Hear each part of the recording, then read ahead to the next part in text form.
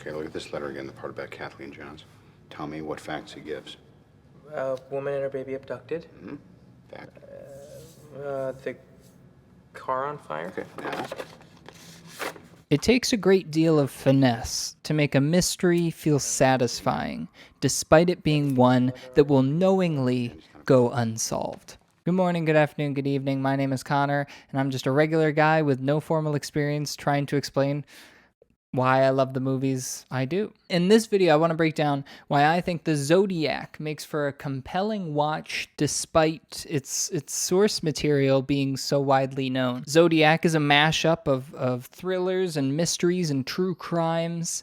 But what's most interesting about it is the performances really aren't that special. It has Jake Gyllenhaal, Robert Downey Jr., Mark Ruffalo, but they don't blow you away.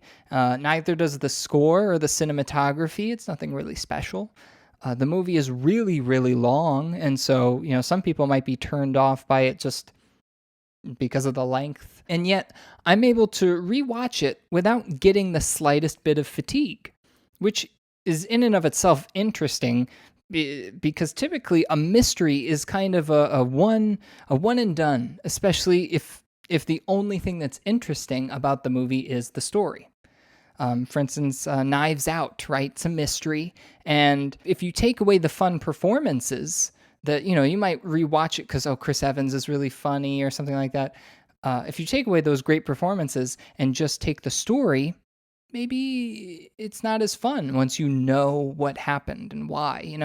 It's not as great as the first time you watched it. It is my belief that what keeps my eyes on the screen is the director David Fincher's ability to get the viewer to empathize with the Zodiac fanatics. What's the most common double consonant in the English language? Consonant? The double L. Double L. And what's the one word that we know that he'll use in here at least once? Kill. If you don't know already, the Zodiac Killer has never been found. But everybody has their theories, similar with everything. Everybody's got theories about everything, even things that are seemingly confirmed. Some people think 9/11 was a hit job. Some people believe the earth is flat, that sort of thing. And there are some people who are really looking into the Zodiac killings and are trying to figure out who the killer is, because as of yet, we don't know who the killer is. This movie, in fact, was based on a book of a Zodiac theorist.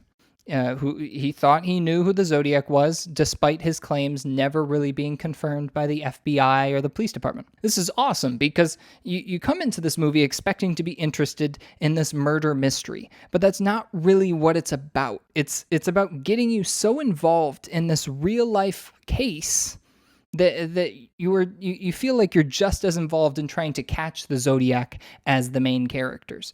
You see the cops not communicating with other departments, and you see other people's reactions to this. And I, and possibly many others, have to sit back and say, well, the answers are there. It's just nobody's looking in the right place. Dave, you made a mistake! Get away from the window. I'm here around front. No, you won't. We see eyewitnesses give opposing views on one crime scene. We hear the account of two cops allegedly driving by the killer, the Zodiac Killer, and yet they don't question him because they just don't. Listen, it was dark. The guy was wearing a dark jacket. There's no way. It would have been covered in blood. And it all just makes sense. You just go, you're just kind of freaking out. You're just like, oh, goodness, if only they hadn't kept messing up, some of these people wouldn't have had to die. So I'm here watching this movie based on an account of real-life investigation proceedings, and I'm analyzing every frame like it was taken from the real crime scene. Just like Mark Ruffalo and Jake Gyllenhaal want to stop the Zodiac, so do I. I'm in this kind of revisionist mindset where I want to undo the harmful effects that the Zodiac Killer did upon, these people and these families. I want to catch this guy. And just as the other characters are getting exhausted with the investigation, so am I as the viewer. Murder after murder, confession letter after confession letter. You need to catch the guy so that he stops killing people. I need to look him in the eye, and I need to know that it's him. So then when we get to the scene where we meet a man with priors, about the same build as the Zodiac, had bloody knives in his car the day of one of the murders, has a watch with the Zodiac name on it and quotes things from the Zodiac letters unprompted, you're just as confident as the characters that this is the guy. He's the Zodiac. In reality, I don't think this movie forces any information to force a narrative. I truly think by this point in this marathon of a film, you are so exhausted of the Zodiac that you see all the circumstantial evidence and you just want it to be him so it can be over. And so then when they say later, it's not him, you're like, it has to be him. Like all this stuff says it's him. I need to look him in the eye, and I need to know that it's him. But again, it's circumstantial evidence. That's not enough. But you're like, well, still it has to be him, because you're just like, who else could it be? Like, we got to call it, we got to end it before more people get hurt. This movie manages to seamlessly put you into the main character's mindsets, and that's where I get an enjoyable viewing experience, which is different from normal mysteries. My family, we typically like trying to solve a mystery as we go, but usually you're solving it as an outsider, as a spectator. You're just watching the movie and you're like, okay, I'm going to catch this before the detective in the movie catches it. This movie, it sweeps you up in the story so that I believe I'm solving this case alongside these characters. I see these puzzles, I see these crime scenes, and I'm like, And Mark Ruffalo will say, oh, well, the ballistic says this. And then I'll go, that's a good point, Mark Ruffalo, but did you look over there? And stuff like that. I have been a cop for 25 years, murder police for 12.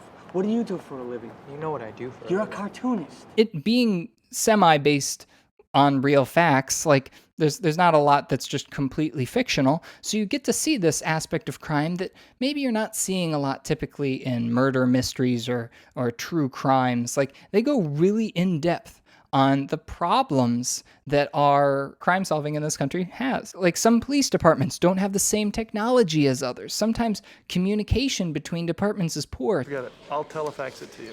We don't have telefax yet. Okay, I'll put it in the mail. We'll mail ours, too. Sometimes crime scenes get ruined just through negligence, and sometimes our own prejudice and preconceived notions can alter an investigation so much that it becomes unethical. By the end, when text fills the screen, you get this feeling of failure. It's a lot different from what I would describe as sadness or anger or any of those feelings. It's really like you tried to figure out who the Zodiac was, just like these characters. The characters kind of fail, although they kind of lead you to believe they got this moral victory at the end where they were like, we're pretty sure it was this guy, but they don't know. They never confirm in this movie, this is the guy. They just say, hey, we think it was him. And you end it, and I don't feel annoyed. I don't feel like, I just watched this movie for no reason. You got an in-depth look of what it took upon these people, how it affected their lives, how hard it was just as a job to go day in, day out trying to find this guy, and everyone being afraid constantly because he was a phantom. And the reason why he was a phantom was nobody could really figure out what he was doing and why he was doing it. So now everyone has a reason to be afraid. Dave, I want a gun. A gun? And it's just, I feel like they captured that time period and they just placed the viewer right in the middle of it, and you just feel it all. And so at the end, you're just like, wow, that's terrible. This movie tells you the Zodiac won. By this point, the man who did all those things is assuredly gone. Even if we uncover his identity, he's not going to be punished. I mean, if you want to, obviously, if you believe in a heaven and hell, you'd like to assume maybe he went to hell. I don't know. Maybe he got some afterlife punishment. But as a human being on this earth, no punishment was given.